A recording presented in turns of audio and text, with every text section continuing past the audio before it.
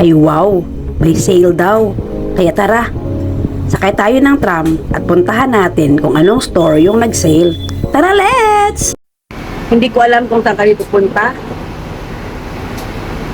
Follow the leader na lang, follow the madam.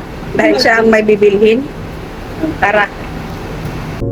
And on our way doon sa store na nag-sale na pupuntahan namin ay ito ang eksena sa may Blackman or sa may Statue Square, malapit yung HSBC na yan. Ang dami-daming tao, no? Maraming sapman-sapman dyan. At ito na nga, andito na kami sa aming pakay na tindahan.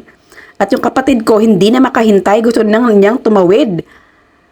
Ayan, di ba? Hindi siya masyadong nagmamadali, mga beshi. O, tingnan nyo, dire-diretso lang siya. Akala niya siguro siya lang mag-isa. Akala niya wala siyang kasama. O, sige madam, mauna ka. Show me the way. Follow the leader nga, di ba? O, sige, ikembot mo pa. Kembot? Sige, ikembot. Ikembot mo to the right. O, ayan. Mga OFW, relate na relate dyan. Namimili kung anong sizes, pero hindi para sa'yo, kundi para sa mga tao sa Pinas, sa anak, sa pinsan, basta para sa Pinas.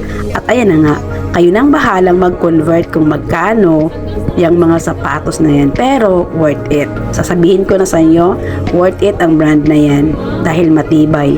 Matibay pa sa relasyon ninyo. At ayan na nga yung lahat na napamili namin kanina. O, diba? Konti lang yan. 6 pa lang yan kasi walang sizes. Yung iba naming mga pinsan o yung iba naming mga pamangkin, walang mga sizes. So, hindi na namin nabilhan.